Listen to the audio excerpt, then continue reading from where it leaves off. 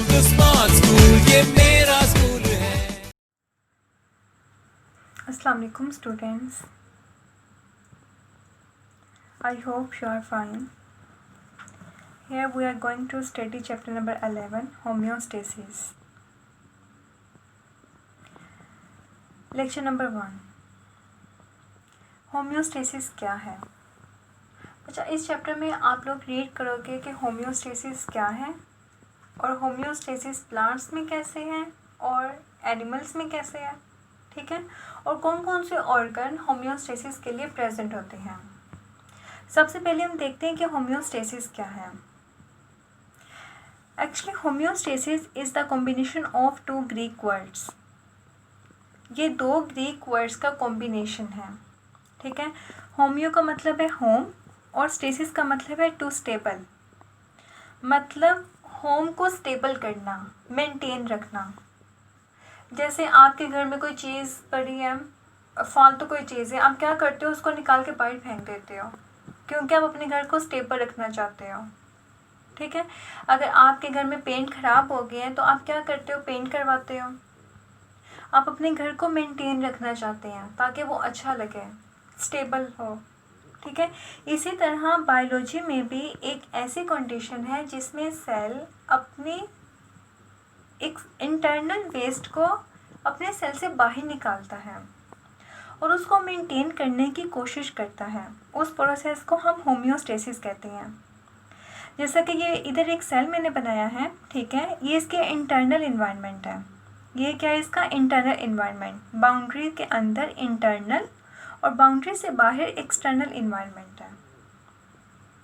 अब सेल क्या करता है कि अपने आप को एक्सटर्नल इन्वायरमेंट से बचाता है, ठीक है। वो एक्सटर्नल इन्वायरमेंट एयर भी हो सकती है, टेम्परेचर भी हो सकता है, वाटर भी हो सकता है। इनमें किसी भी किस्म का चेंज अगर हो तो सेल ये नहीं चाहता कि इनका चेंज सेल पे इफ़ेक्ट हो, वो अपने आप को मेंटेन रखने की कोशिश करता है, ठीक है। तो होम्योस्टेसिस क्या है, एक ऐसी कंडीशन है जिस कंडीशन में एक सेल अपने आप को मेंटेन रखने की कोशिश करता है।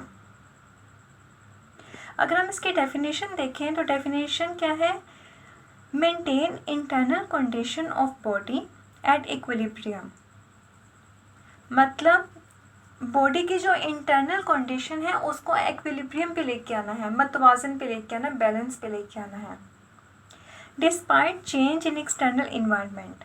एक्सटर्नल इन्वायरमेंट में कोई भी चेंज हो, ठीक है, वो चेंज टेम्परेचर का भी हो सकता है। जैसा कि अब गर्मियों में टेम्परेचर बहुत ज़्यादा होता है, ठीक है, लेकिन हमारी बॉडी का टेम्परेचर क्या है, 37 डिग्री सेल्सियस।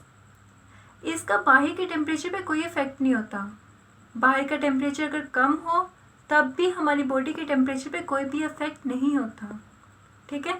अगर बाहर का टेम्परेचर ज़्यादा है तब भी हमारी बॉडी पे कोई भी इफ़ेक्ट नहीं होता। ऑलराइट, तो हमारी बॉडी का टेम्परेचर, कोर टेम्परेचर कितना है, 37 degree Celsius. Here is the example of homeostasis.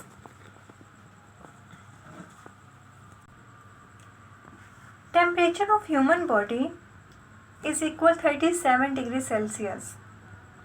अगर एक्सटर्नल इन्वायरमेंट का टेम्परेचर 50 डिग्री होता है तब भी हमारी बॉडी का टेम्परेचर 37 डिग्री सेल्सियस ही रहेगा, ठीक है। एक्सटर्नल इन्वायरमेंट का कोई भी अफेक्ट नहीं होता। इसी कंडीशन को हम होम्योस्टेसिस कहते हैं। Alright, and second example is blood glucose level. हमारी बॉडी में ब्लड ग्लूकोज लेवल का मेंटेन होना, मतलब ब्लड के अंदर ग्लूकोज लेवल का मेंटेन रहना, ये भी क्या है, एक होम्योस्टेसिस के एग्जांपल है। और वो ब्लड ग्लूकोज लेवल कितना होगा, 1 ग्राम पर लीटर, मतलब 1 लीटर ब्लड में 1 ग्राम ग्लूकोज पाई जाएंगे, ठीक है। अब यहाँ पे मैंने एक ग्राफ बनाया है, एक्स एक्सिस पे मैंने टाइम को रखा, वाई एक्सिस पे मैंने ग्लूकोज लेवल को रखा। ऑलराइट,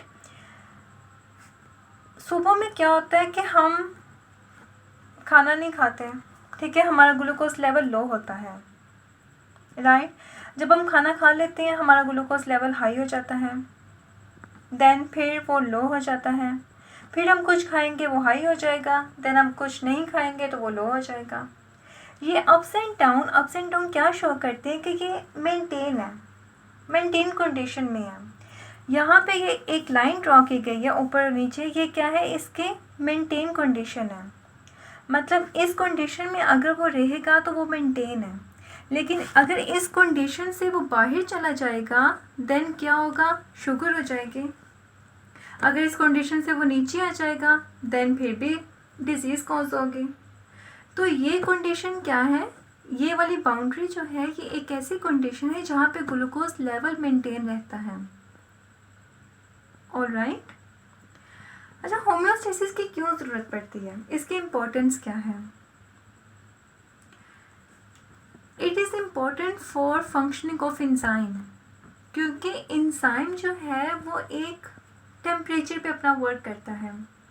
अगर उसको सूटेबल कंडीशन प्रोवाइड की जाए तो वो अपना काम करेगा, अदरवाइज वो अपना काम सरअंजाम नहीं देगा। Alright. Next is the component of homeostasis. Homeostasis के कौन कौन से कंपोनेंट हो सकते हैं? कुछ हिस्से होते हैं। कंपोनेंट का मतलब क्या होता है, हिस्से, पार्ट्स। तो होम्योस्टेसिस के पार्ट्स कौन से हैं? Temperature, waste material and water और साल्ट। अब इनको जो कंट्रोल करता है, जिस मैकेनिज्म के थ्रू ये कंट्रोल होते हैं, उन मैकेनिज्म को देख लेते हैं। अब ये है कंपोनेंट ऑफ होम्योस्टेसिस। अगर आपको शॉर्ट क्वेश्चन आए, write the component of homeostasis, then आपने ये लिखना है। अगर आपसे पूछा जाए write the mechanism of homeostasis, then वो अब हम रीड करते हैं। Here is the mechanism of homeostasis. Osmoregulation. Osmo mean water और salt. जहाँ पर भी वर्ड ओस्मो आएगा उसका मतलब है वाटर और सॉल्ट। रेगुलेशन का मतलब होता है मेंटेन, बैलेंस करना। ठीक है, ओस्मो रेगुलेशन जिसमें वाटर और सॉल्ट को मेंटेन किया जा सके। मतलब एक ऐसी कंडीशन, एक ऐसा मैकेनिज्म जिसमें हमारी बॉडी के अंदर सॉल्ट की अमाउंट को और वाटर की अमाउंट को कंट्रोल किया जा सके, उस मैकेनिज्म को हम कहते हैं osmo regulation. Alright. Maintain the amount of salt and water in body is called osmo regulation. Next is thermo regulation. Thermo mean heat और रेगुलेशन मीन टू मेंटेन। मतलब बॉडी में हीट को मेंटेन करना, maintain the internal body temperature, उस term को हम कहते हैं थर्मो रेगुलेशन। ठीक है, जैसा हमने आपको पहले बताया कि बॉडी का कोर टेम्परेचर कितना होता है, 37 डिग्री सेल्सियस। अब एक्सटर्नल इन्वायरमेंट का टेम्परेचर 37 डिग्री से कम हो या ज़्यादा हो, लेकिन बॉडी का टेम्परेचर क्या रहेगा, 37 ही रहेगा। ठीक है, और ऑप्टिमम टेम्परेचर क्या होता है, वो टेम्परेचर जिस पे एंजाइम वर्क करता है, उस टेम्परेचर को हम ऑप्टिमम टेम्परेचर कहते हैं। और ऑप्टिमम टेम्परेचर क्या है, 37 डिग्री सेल्सियस और 98 degree Fahrenheit. Right. Next, excretion. Excretion is the removal of metabolic waste from body. Body से मेटाबॉलिक वेस्ट के रिमूवल को हम एक्सक्रीशन कहते हैं। उस प्रोसेस को हम क्या कहते हैं, एक्सक्रीशन कहते हैं।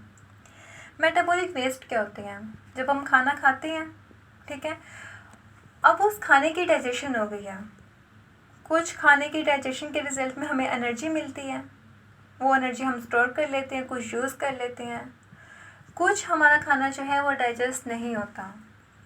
ठीक है, जो डाइजेस्ट नहीं होता उस पार्ट्स को हम क्या कहते हैं, मेटाबॉलिक वेस्ट।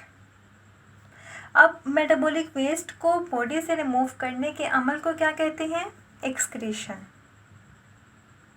ठीक है, मेटाबॉलिक वेस्ट की definition, any material that produce during body metabolism, जो बॉडी मेटाबॉलिज्म के रिजल्ट में प्रोड्यूस हो, and may harm the body, और वो बॉडी को नुकसान पहुंचाए, उसको हम क्या कहते हैं? मेटाबॉलिक वेस्ट कहते हैं। ऑलराइट, तो आज के लेक्चर में हमने क्या रीड किया? होम्योस्टेसिस। होम्योस्टेसिस क्या होता है? कि अपनी बॉडी की इंटरनल कंडीशन को मेंटेन करना, ठीक है, despite change in external environment, external environment में कुछ भी हो लेकिन हम अपनी बॉडी की कंडीशन को मेंटेन रखना। ऑलराइट, इसके अलावा हमने कंपोनेंट्स को स्टडी किया। कंपोनेंट्स ऑफ होम्योस्टेसिस कौन कौन से थे? टेम्परेचर था, वेस्ट मटेरियल था और वाटर और सॉल्ट था। और इनको कंट्रोल करने के लिए जो मैकेनिज्म है वो